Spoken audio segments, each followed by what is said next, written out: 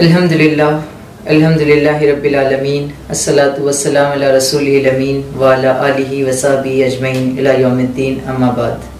फ़ऊज़ु बिल्लाहि मिनश शैतानिर रजीम बिस्मिल्लाहिर रहमानिर रहीम व मा खलक़तुल जिन्ना वल इंसा इल्ला लियअबुदून सदक़ल्लाहुल अलियुल अज़ीम रब्बि इश्रह ली सदरी व यस्सिर ली अमरी वहलुल उक़दतम मिन लिसानी यफ़क़हू क़ौली। मुअज़्ज़िज़ सामीन व नाज़रीन, अस्सलामु अलैकुम व रहमतुल्लाहि व बरकातुहू। जो ज़िंदगी हमें हासिल है वो बहुत मुख्तसर है, लेकिन ये ज़िंदगी जितनी मुख्तसर है उतनी ही अहम भी है। इसका मुख्तसर होना इसकी अहमियत को घटाता नहीं है, बल्कि इसकी अहमियत को बहुत ज़्यादा बढ़ा देता है। इस ज़िंदगी के बारे में मुख्तलिफ लोग मुख्तलिफ किस्म के तसव्वुरात रखते हैं। कुछ लोग ये समझते हैं कि ये ज़िंदगी बस खेल तमाशा है, टाइम पास की एक चीज़ है, ना इससे पहले कोई ज़िंदगी थी ना इसके बाद कोई ज़िंदगी होगी, और इस ज़िंदगी का मकसद बस ये है कि इंसान खाए पिए ऐश करे और मर जाए। कुछ लोग ये समझते हैं कि 7 ज़िंदगियाँ होंगी, इस ज़िंदगी में इंसान जैसे अमाल करेगा उसके हिसाब से अगले जन्म में कुत्ता बनेगा, बिल्ली बनेगा, गधा बनेगा, इंसान बनेगा, और इस तरीके से 7 ज़िंदगियाँ चलती रहेंगी। कुछ लोग ज़िंदगी को किसी और हवाले से देखते हैं और ये समझते हैं कि बस ये आजमाइश की जगह है, मुश्किलात की जगह है, मशक्क़त की जगह है, और बस एक कैद खाना है जिसमें इंसान को एक कैदी के तौर पर रखा गया है। लेकिन जो लोग अल्लाह पर ईमान रखते हैं, कुरान मजीद को समझ कर पढ़ते हैं, वो ये जानते हैं कि ये बातें सही नहीं हैं,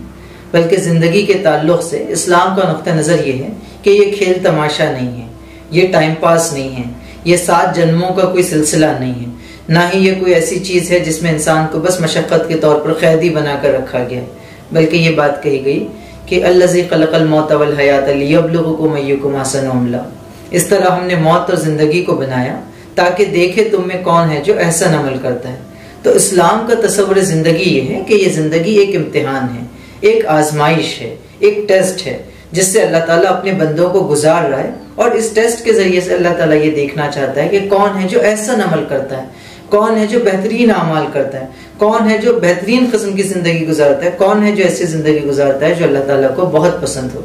तो असलन ये ज़िंदगी इम्तिहान है, और इस इम्तिहान में कामयाबी का तस्वुर, कामयाबी का ताल्लुक़ असलन इस बात से है कि जिस मकसद के लिए ज़िंदगी दी गई है इंसान उस मकसद को पूरा करे। मकसद के ताल्लुक़ से कुरान मजीद ये बात सिखाता है कि अल्लज़ी खलक़ल मौत वल हयात लियब्लुवकुम अय्युकुम अहसनु अमला और वमा खलक़तुल जिन्ना वल इंसा इल्ला लियअबुदून। कि पहली आयत में तो ये बात कही गई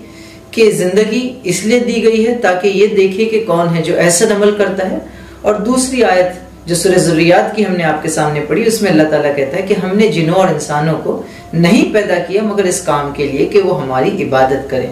तो तसव्वुर ज़िंदगी ये है कि ये इम्तिहान है, और मकसद ज़िंदगी ये है कि अल्लाह की इबादत की जाए। तो कामयाबी का ताल्लुक़ असलन इस बात से है कि इंसान तसव्वुर ज़िंदगी के ताल्लुक़ से भी सही रास्ते पर हो और उसी के साथ साथ मकसद ज़िंदगी को पूरा करे। तो मकसद ज़िंदगी को अगर पूरा करना है तो अल्लाह की इबादत करनी होगी, और इबादत करना है तो इबादत के सही मफ़हूम को, उसके असल मायने को समझना होगा। इबादत का मतलब महज पूजा पाठ कर लेना, महज नमाज रोज़े का एहतमाम कर लेना, चंद रसूम और रिवाज का एहतमाम कर लेना नहीं आता, बल्कि दीन में जो इबादतों के हवाले से जो शक्लें हमको सिखाई गई है, नमाज, रोज़ा, ज़कात, हज, सदका, खैरात, इनका एहतमाम तो करना ही करना, लेकिन इससे आगे बढ़कर इबादत का जो हकीकी मफ़हूम है कि अल्लाह ताला की ग़ुलामी की जाए, अल्लाह की बंदगी की जाए, हर मामले में अल्लाह ताला की इताअत की जाए, उसके सामने नियाज़मंदी का रवैया अख्तियार किया जाए, और कुल्ली तौर पर अल्लाह ताला की इताअत और फरमाबरदारी कबूल की जाए, ये काम हमको करना होगा। यानी कि इबादत का मफ़हूम ये है कि आप अल्लाह को अपना मालिक और अपने आप को उसका ग़ुलाम माने, अपना उसका अब्द माने, और जब आप ये मान जाएं तो फिर आप अपनी मर्जी से अपनी आज़ादी को अल्लाह ताला की मर्जी पर कुर्बान कर दें। अल्लाह ताला जब कहे उठ जाओ तो उठ जाएं, बैठ जाओ तो बैठ जाएं, लेट जाओ तो लेट जाएं, अल्लाह ताला खाने का हुक्म दे तो आप खाएं, अल्लाह ताला रुक जाने का हुक्म दे तो आप रुक जाएं। सिर्फ ज़िंदगी के इनफरादी मामलात ही में नहीं बल्कि इज्तिमाई मामलात में भी, चाहे वो सियासत से मुताल्लिक़ हो, मईशत से मुताल्लिक़ हो, किसी भी चीज़ से मुताल्लिक़ हो, ज़िंदगी के हर मामले में अल्लाह ताला की बात मानी जाए, अल्लाह ताला की इताअत की जाए, उसकी फरमाबरदारी की जाए, इस चीज़ का नाम इबादत है। तो असल बात यह है कि आपका हर अमल अल्लाह ताला के लिए हो, ये ज़रूरी है। दूसरी बात यह कि हर अमल अल्लाह ताला के बताए हुए हुदूद के मुताबिक हो, ये बात भी ज़रूरी है। तीसरी बात ये कि अल्लाह के मुकाबले में हर किसी की हाकमियत को, हर किसी की हुक्मरानी को, हर किसी के हुक्म को कुल्ली तौर पर मानने से इनकार किया जाए,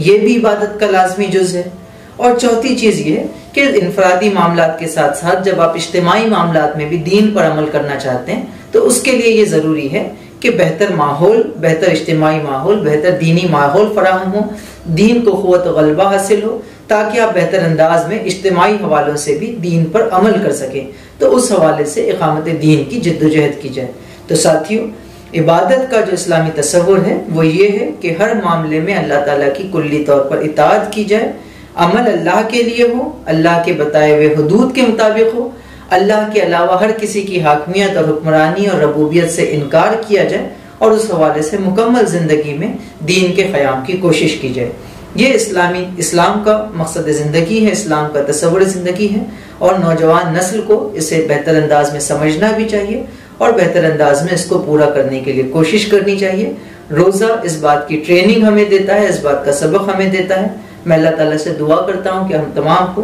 इस मकसद ज़िंदगी को समझने की तौफीक अता फरमाए, इसे पूरा करने की तौफीक अता फरमाए। आमीन व आखिर दावाना अनिल हम्दुलिल्लाहि रब्बिल आलमीन।